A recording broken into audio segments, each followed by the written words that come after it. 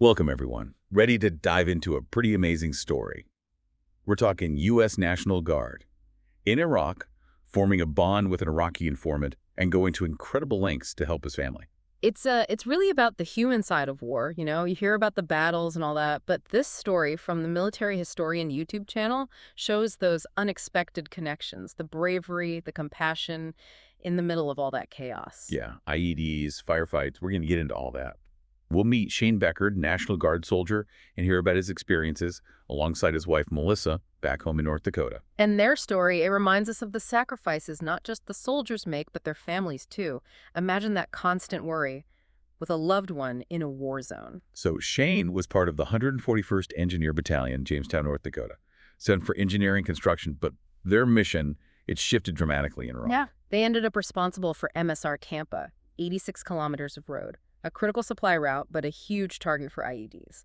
So the 141st, they had to become experts in route clearance, bomb disposal, putting their lives on the line every day. And then Shayne's background, electrical work, suddenly became, well, life or death.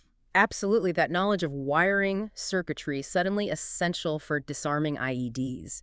Think about that pressure, using civilian skills to defuse bombs in a war zone. Wow, it shows you never know how your past might prepare you. Sadly, though, the 141st, they suffered losses.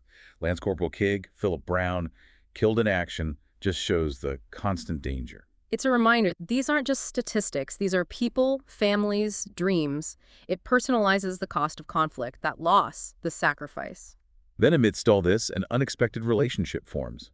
Shayne and his unit, they meet an Iraqi informant called Majid. He'd been a security officer for Saddam Hussein. Starts giving them vital intelligence, but their first meeting. They fix Majid's axle with duct tape. That's war for you, unpredictable. Middle of a conflict zone, connecting with a former enemy over a broken-down vehicle. Shows how trust can be built in the most unlikely situations. It's those small connections that can lead to big outcomes. And Majid's information, it was invaluable, identifying IEDs, bomb-making facilities, preventing attacks, like a guardian angel watching over the 141st. Putting his own life at risk, absolutely. And sensing that danger, Majid asked Shayne for a promise. If anything happened to him, Shayne would get his family to safety in America. That's a heavy promise, easy to dismiss in war. But Captain Grant Wilz, he understood the gravity and spearheaded Operation Trailblazer, raising funds, navigating bureaucracy to bring Majid's family to the U.S. The challenges, not just on the battlefield, but with the immigration system. A National Guard unit during a war, figuring out visas, resettlement, it shows their dedication, making a promise and keeping it. And back home, the community rallied. Events, food sales, an outpouring of support across North Dakota, people coming together to help a family in need. Think about it, ordinary people, miles away from the conflict, moved by this story. They put aside differences, contributed what they could, the power of shared humanity, going beyond borders, politics. But it was still dangerous, especially for Majid's family.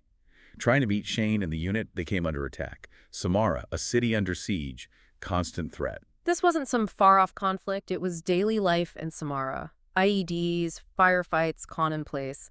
The city itself a symbol of how volatile, how unpredictable the war was. And Shayne, he didn't just hear about it, he saw it firsthand. A devastating IED attack on another unit. His descriptions are chilling, the raw reality of war. Easy to forget the human toll, the scars, physical and emotional. For Shayne and his unit, tough to process, yet they remained focused on their promise to Majid. Despite the danger, the uncertainty, they never gave up on getting his family out. After fundraising, planning, escapes, the day arrived. Melissa at JFK Airport, waiting to welcome Majid's wife Fatima and their children, complete strangers. Imagine that, the relief, the responsibility, and a poignant detail. Fatima hands Melissa baby April. Trust, transcending language, culture. Two families, different worlds, connected by shared experience, a soldier's promise. And that leads us to the incredible success of Majid's family in America. They thrived, education, careers, contributing to society, doctors, lawyers, resilience, determination to create a better life. Shows how, with support, opportunities, people can overcome so much. Challenges our views on refugees, immigrants, their potential. It's not just escaping war, it's embracing new possibilities, building a future. But it makes you think, the broader context of the war, Iraqi interpreters, veterans like Shayne carrying this weight. Feels like we've just scratched the surface. Eager to delve deeper. This deep dive, it's more than one story. It's the complexities of war, human connections, and our responsibility to those impacted by conflict. Majid's family, The American dream, doctors, lawyers, amazing after everything they went through. Makes you think about how we see refugees, immigrants. It does, doesn't it? They represent, what, millions displaced by conflict, looking for safety, a chance. Maid's story. It humanizes that experience. Real people with hopes, with so much to give back. It really challenges us to look past the headlines, the political debates. See the human side of these issues. Absolutely. Makes us think about, the morality of it all. What's our responsibility to those whose lives are, well, turned upside down by things they can't control? A powerful call to action, to move beyond the talk and really engage. What stands out to you most in all this? I think it's the selflessness of Shayne, the whole 141st, going above and beyond, protecting this family, human connection, going beyond cultures. That's powerful. It's inspiring. They didn't just say they'd help, they put themselves out there. Fundraising while still in a war zone, that's incredible. It says a lot about their character, recognizing the worth of every human life, no matter where they're from, what they've been through. And Melissa, we can't forget her, welcoming strangers, knowing what they'd fled. That takes courage, compassion. It does. Melissa embracing Maid's family shows the power of connection, building bridges, creating a more inclusive place, choosing love, understanding, even with all the uncertainty. Their story also brings up the challenges veterans face coming home. Yeah, readjusting to civilian life after war. Shayne, Melissa, they must face difficulties. We focus on physical injuries, but the invisible ones, the trauma, survivor's guilt, that could be just as tough, long-lasting. It highlights the need for support for veterans transitioning back to deal with those invisible wounds. We, as a society, need to recognize that, provide the resources, the support they deserve. This story also shows the plight of interpreters working with our troops, the danger, the persecution they face. They're so valuable. Communication, understanding, that's essential. We have a duty to protect them, those risking their lives to help us. Pathways to safety, resettlement if they need to leave, their well-being, it's got to be a priority. This deep dive has been really thought-provoking. So many layers, from the battlefield to immigration to what veterans go through. It goes beyond the events themselves. It makes us think about our choices, our values, our responsibility to each other, especially in times of crisis. It challenges us to confront our own biases about refugees, immigrants, those impacted by war.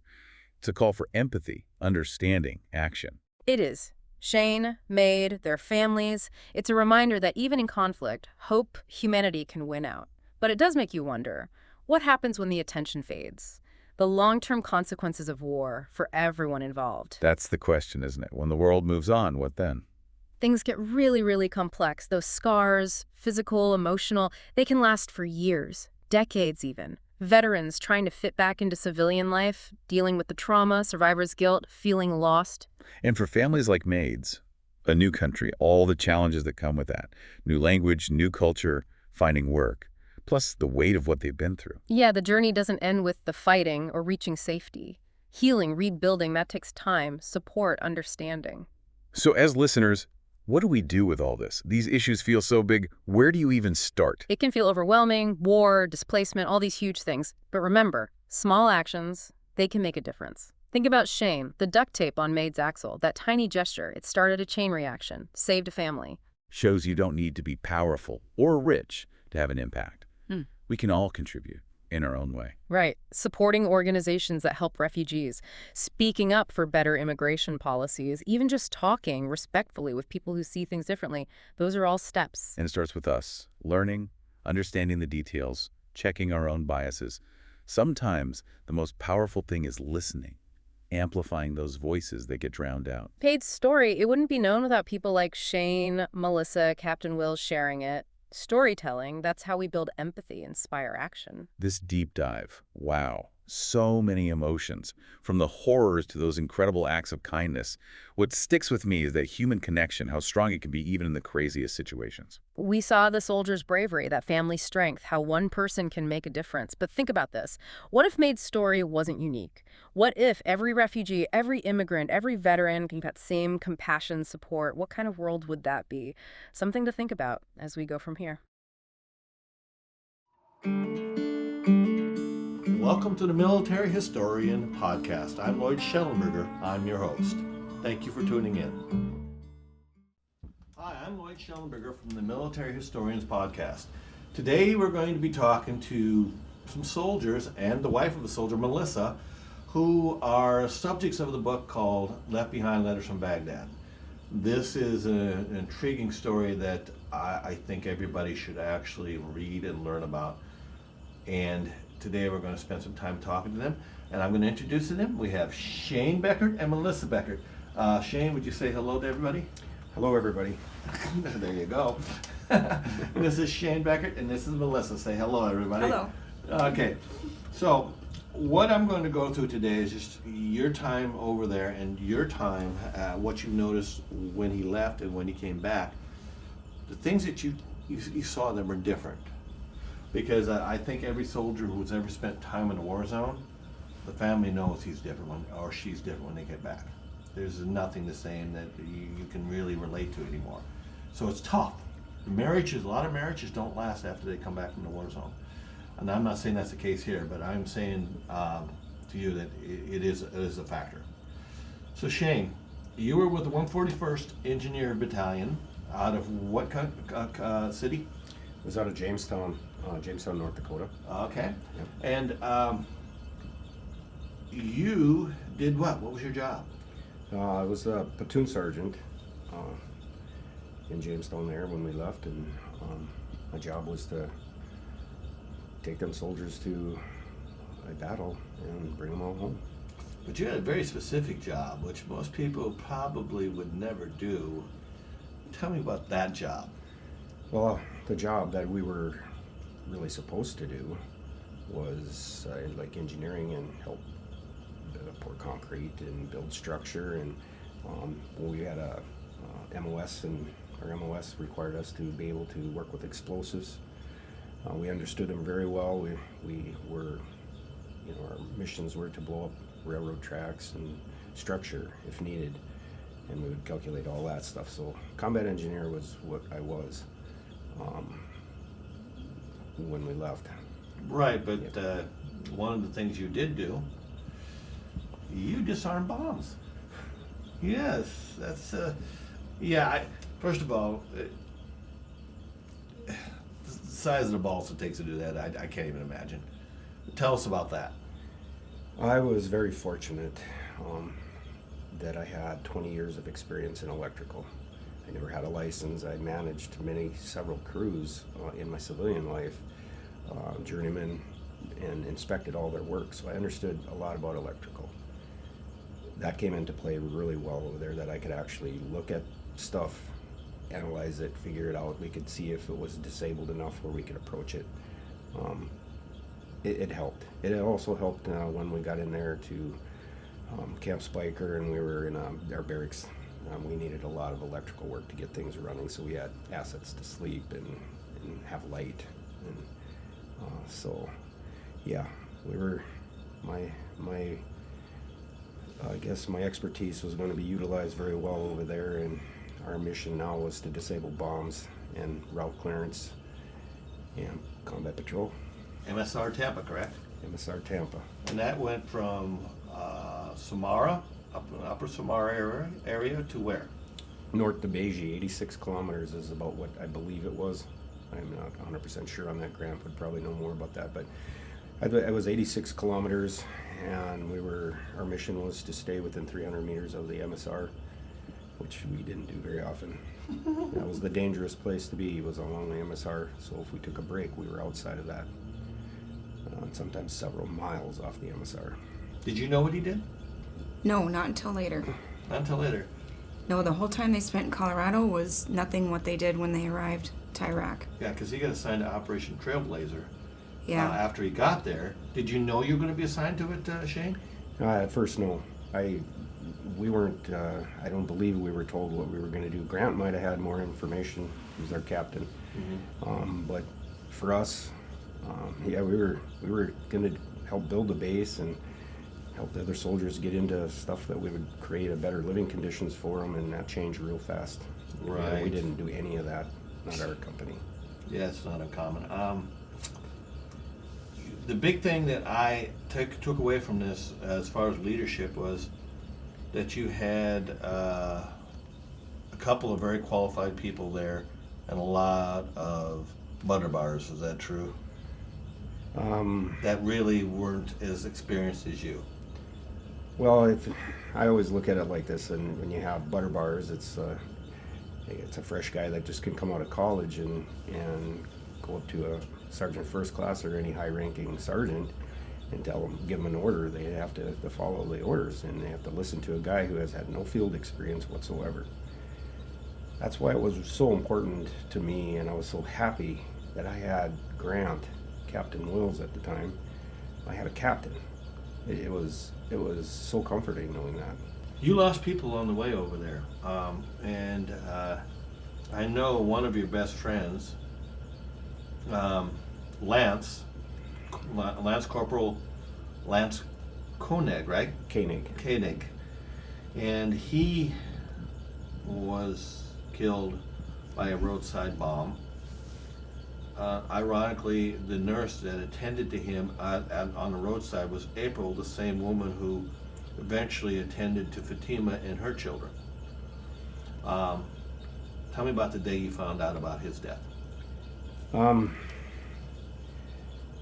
I was back in Cantonment, sitting in my barracks there, and it was in a different platoon that I was in. It was a specialist Koenig, and I think Grant had just come, or I can't even remember. It was such a blur of time, and I just couldn't fathom what had happened. The guy was a guy who used to stay at my house every time we had drill. Best friends to me and my family, and I took it really hard. It was the most terrible thing. And then I've got the details later exactly how he died, and it was absolutely one of the most gruesome deaths you could ever have. An IED had a booby trap underneath it, and he had literally blown his throat and face apart. And There was nothing they could do to help him on the spot. no, there's our medic, April at the time was still holding to this day that she thought she could do something to help him, and Could she have? there is absolutely no way. No. His jugular veins were sticking out of his neck, and his face was half blown off on a booby trap. Yeah, so she did everything she could. Yeah. Philip Brown was another soldier. They called him DJ. And from all reports, great kid. Everybody loved him. Tell me about that. Well, he was one of the most soft-spoken soldiers I had. He did exactly what you asked him to do. He was a Christian, virgin. One of the nicest guys that I don't ever remember hearing him even swear. He's just the picture perfect soldier, and he just a very tall soldier, strong, and in my platoon. And I was there that day when he got hurt. He died the next day, but He died on May 8th, am I correct? that is correct. 2004. He died from wounds because from what I had spoken to Grant and read the reports, he literally almost had his legs amputated as a result of the blast, correct? That is correct. Would you like me to tell you what I saw? No, I think we'll leave that alone, but I do know there was one thing he said to you. According to the reports, I don't know if this is accurate, did he say to you, "They really got me, Sarge"? He did.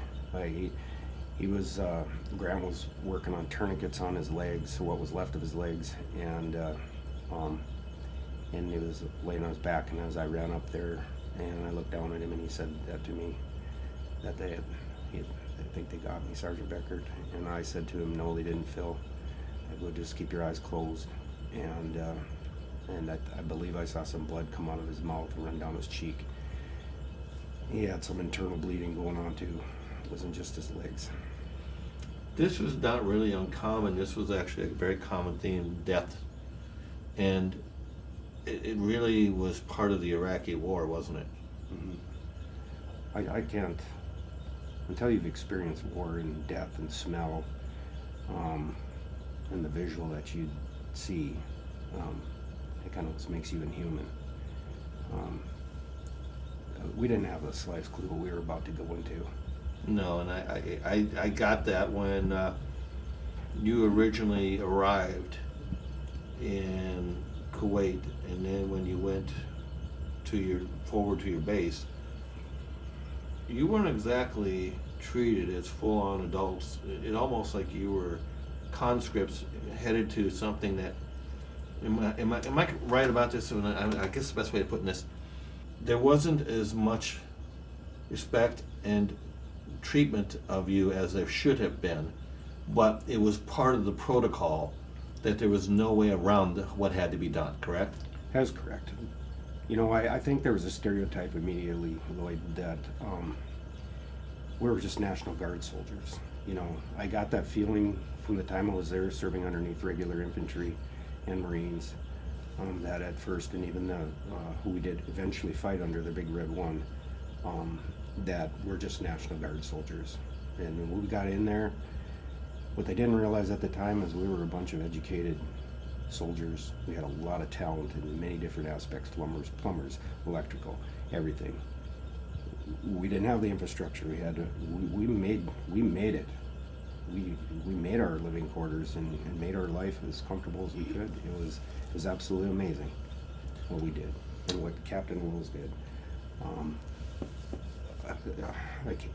Just to see the living conditions of 6 inches of sheep shit on the floor and 1 light bulb hanging there, to what he did to the place with finding assets and building us a luxury apartment tree for that matter, for living in those conditions, and we did it all by ourselves.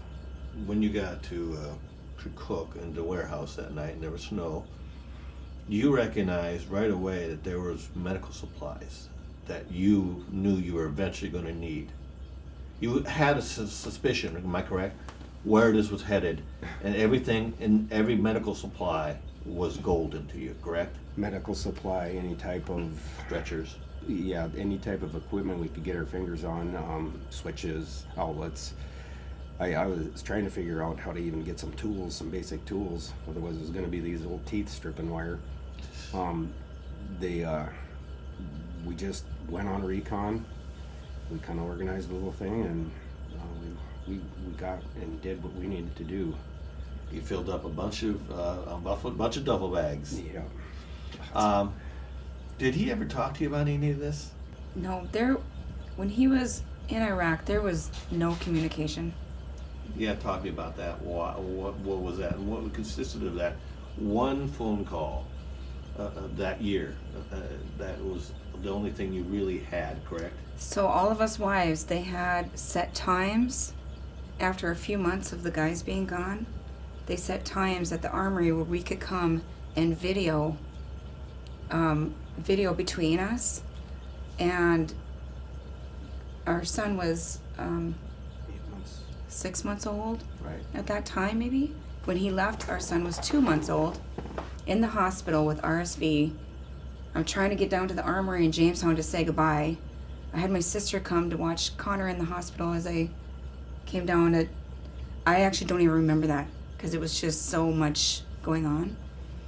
I remember waving at him as they were leaving on the bus and going back to the hospital.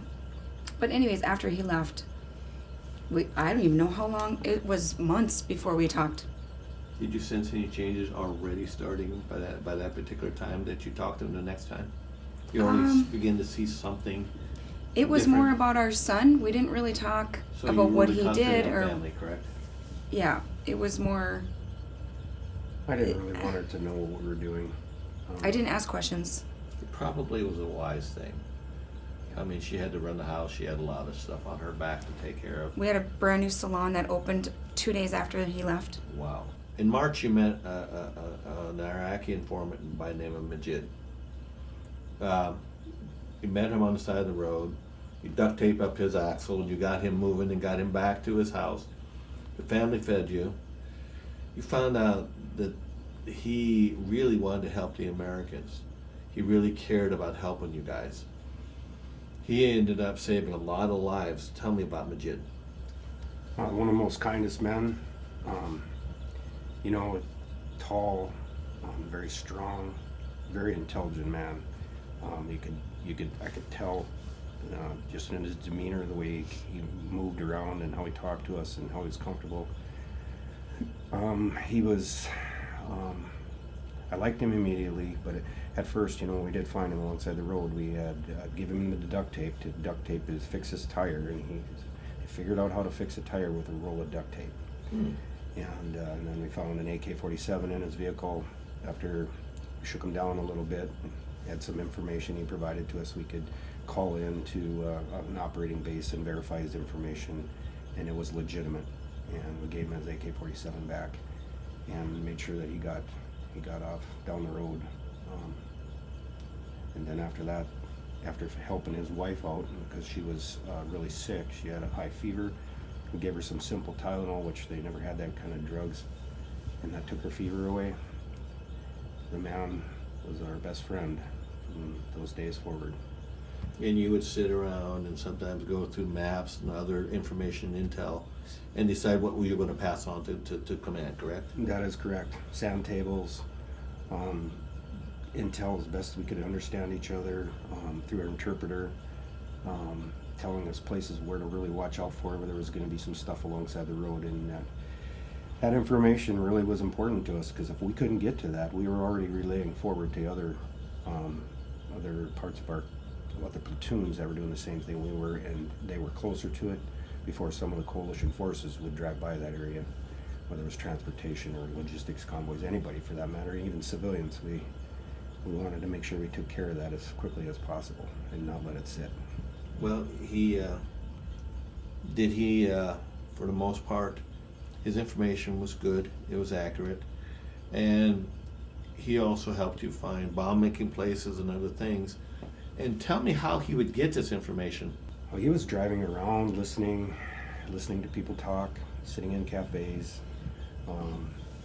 subtly gathering a lot of intelligence. And now he used to be a securities officer for Saddam Hussein, and so he was very, very cunning on how he did stuff. And he was able to provide us, bomb-making places where they're fabricating these IEDs, and then he would be visiting with, indirectly, some of the farmers that were in the local area where a lot of the IEDs, they had some information. He just put it all together, and then when we come, he would give us the information. And the unfortunate thing is there was a time too where we had an interpreter that wasn't interpreting the right things to us. So it was really hard to communicate a lot of that stuff when you have somebody that's not a good interpreter.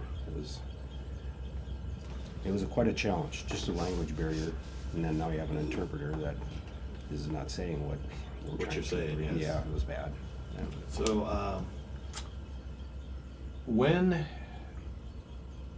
you were with him, he asked you to do something very specific. And this was telling in where he saw this was going to go. What did he ask you to do? I think he had a deep down gut feeling. I could see a little sadness in his eyes, because I think he knew that his days were numbered. There was just too much exposure of him with American forces, whether it was alongside the highway, us going to his house. People saw that. He had asked me, would you take care of my family if something ever happens to me, that we could get them back to the America, to safety. And we told him yes, we would do that. That you'd say with a grain of salt, because if everybody or could bring everybody back to the United States, that's a huge, huge logistical feat, especially with the red tape and the restrictions of immigrants coming back into the United States at that time was really strong, very tight. And this would have never happened if it wouldn't have been for Captain Wilz. He had the connections, and he started making them. And his family is very high-ranking, very political. They started making some phone calls, and unbelievably how this stuff got the right people. Sean Hannity. Next thing you know, I was standing on a roof talking to Sean Hannity in the middle of the night with Grant, and this magical thing happened, and we were able to get him over here. January 16th, 2005. Tell me about that. And then the subsequent days, in which the family came under attack again. Yeah, could I forget? They, we were coming down on a combat patrol again, like we always do, and we're on the MSR on the made hard tack, and we're traveling along at just a normal convoy speed, and I don't know all the logistics, but I just do know that from talking to the family later after the fact, that they had seen us and they were trying to come visit us and talk to us. Mr. Majid wanted to tell me something, and we heard shots, several of them, and Captain Wilz got on the radio and he said, is anybody taking hits? And everybody said, nope, they're not taking any hits. And it was just a hill. It was just over the top of the hill, about 300 to 500 meters away from the MSR. We could not see any of the action happening. And since we're so used to getting, not shot at, but we're so used to hearing rounds going off, they celebrate shooting in the air. Those who are not familiar with anything going on during the war, you should know that any major city had bombs going off all the time, firefights all the time. You really could not take any one of them serious unless they were pointed at you, because you couldn't respond to all of them. Am I correct? That is a fact statement. There was so much going on.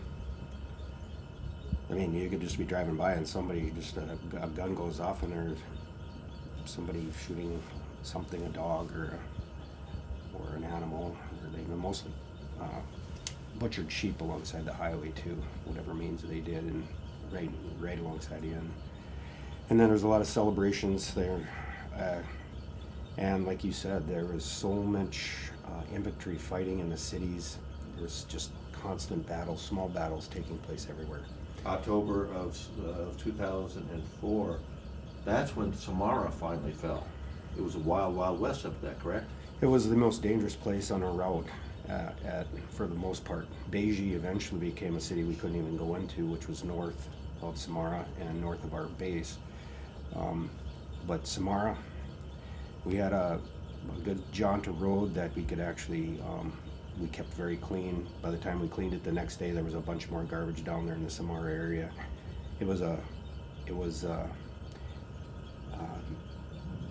butt tightening, puckering area. By the time you started to hit that Samara area, everybody was looking out the windows as hard as they could to see if we could spot any disturbance in the soil, a piece of debris that wasn't there yesterday.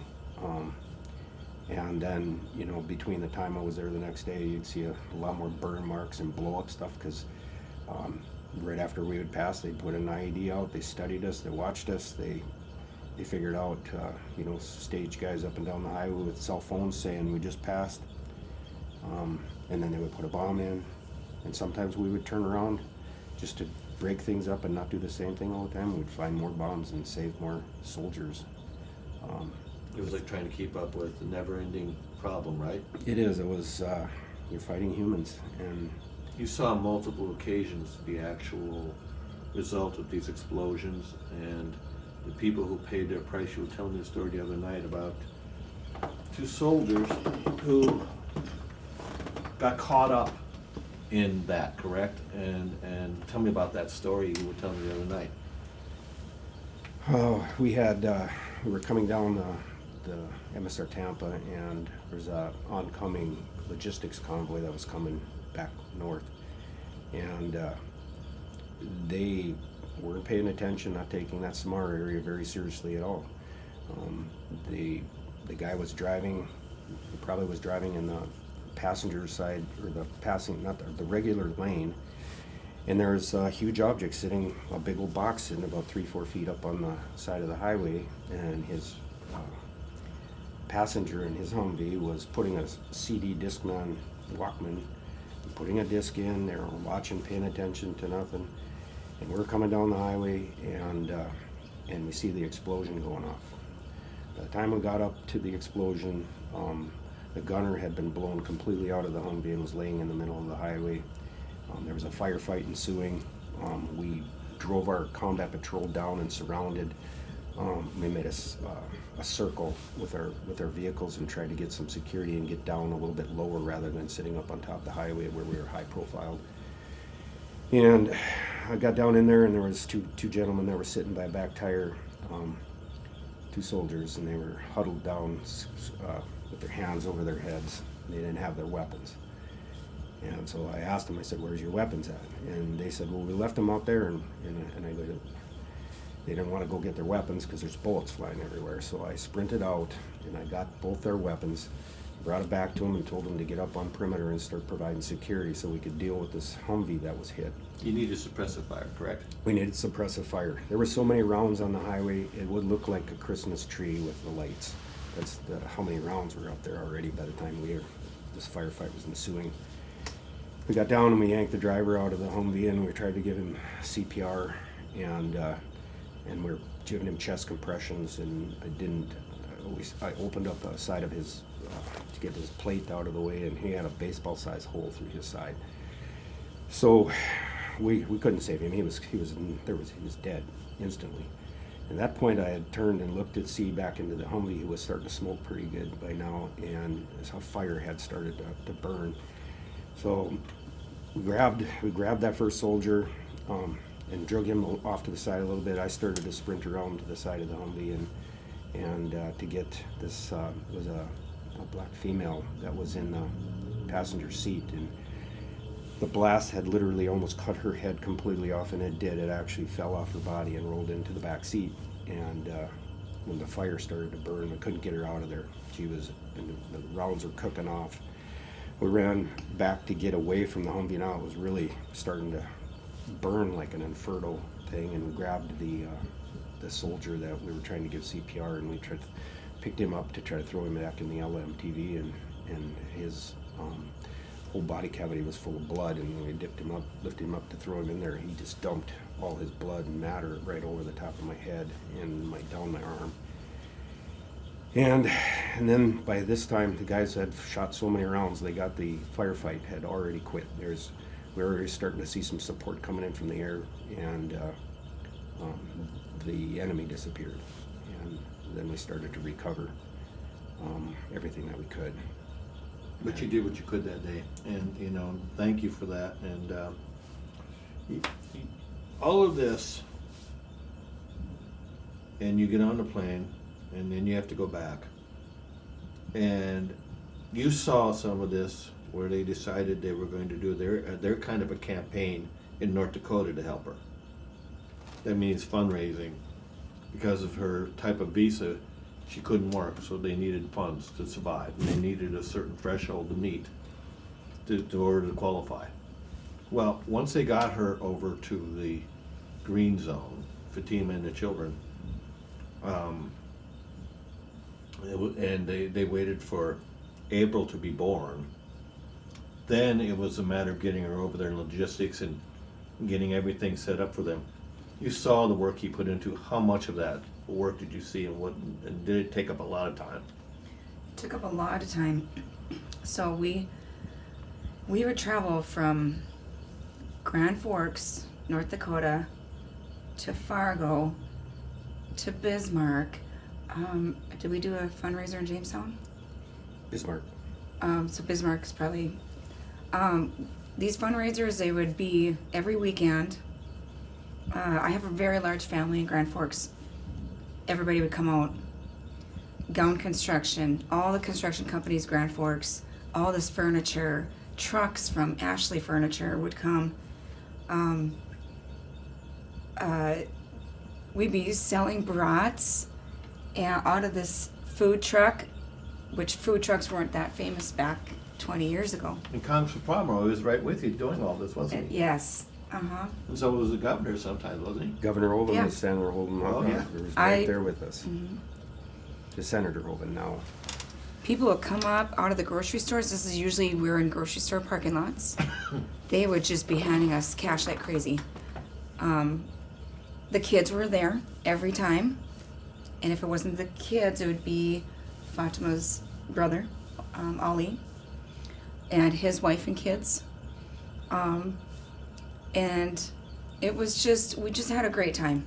But you were focused. Fire trucks were there. But you were focused, right? I mean, you were laser focused. This family was coming to you. There was no doubt about it. Yep. Then you got together, couple of jets from a donor, correct?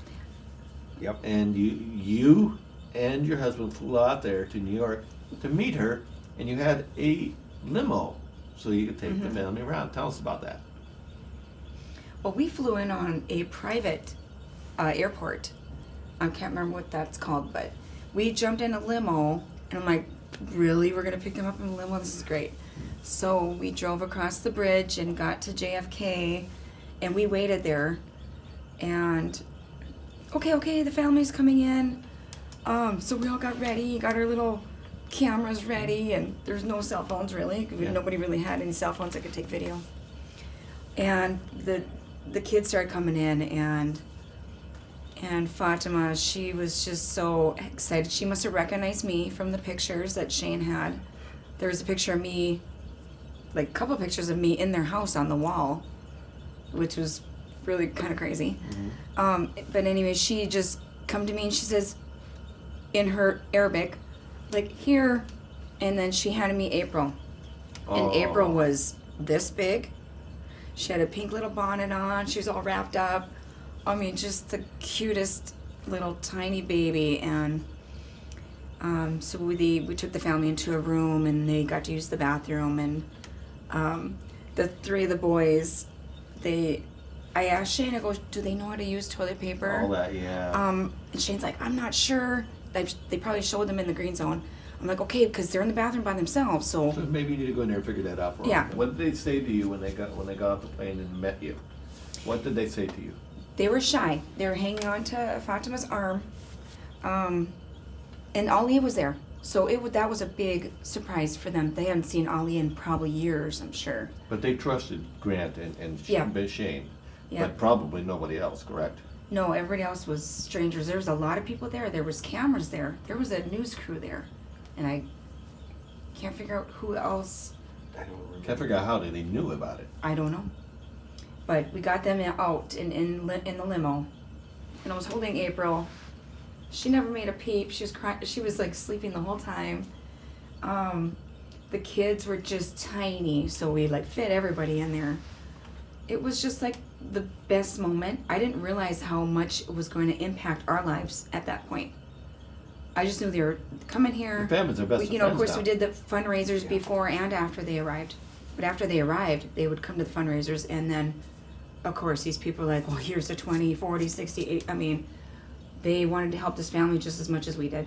And the surrounding community. 141st became their second family, up to their time that they ended the 141st. But that's a tradition that they take with them. Shayne, how much has it meant to you to help this family? I literally, they were my family in Iraq. That's why I spent so much time going there. I just thought about them every day, and to get them back over here. And I was very fortunate to be as good of friends with Mr. Majid for the short period of time I got to be with him. Very privileged, I think. Well, I know.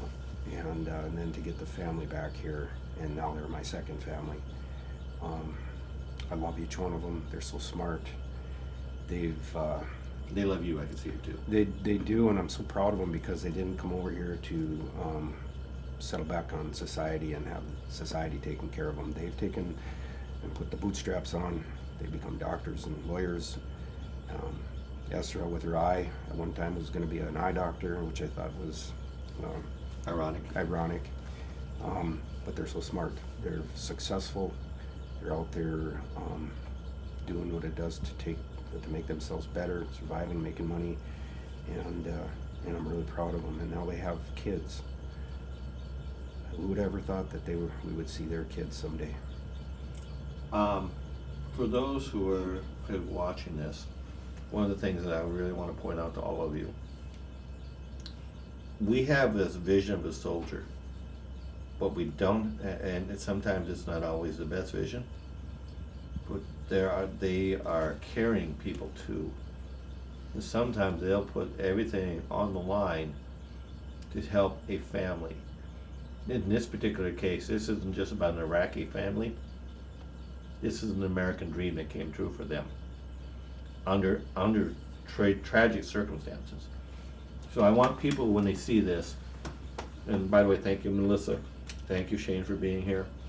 But I want people to fully understand that they survived what most people would think was not survivable, and they did it, and they're succeeding. The American dream, and they're doing it. Thank you both. Shayne Beckert and Melissa Beckert, thank you both for being here. Thank you. That's it for the Military Historian Podcast. I'm Lloyd Shellenberger, and I want to thank you. And this was episode 7. Thank you. That's it for the Military Historian Podcast. I'm Lloyd Shellenberger, your host. Tune in for more podcasts on the PNN Academy. Thank you.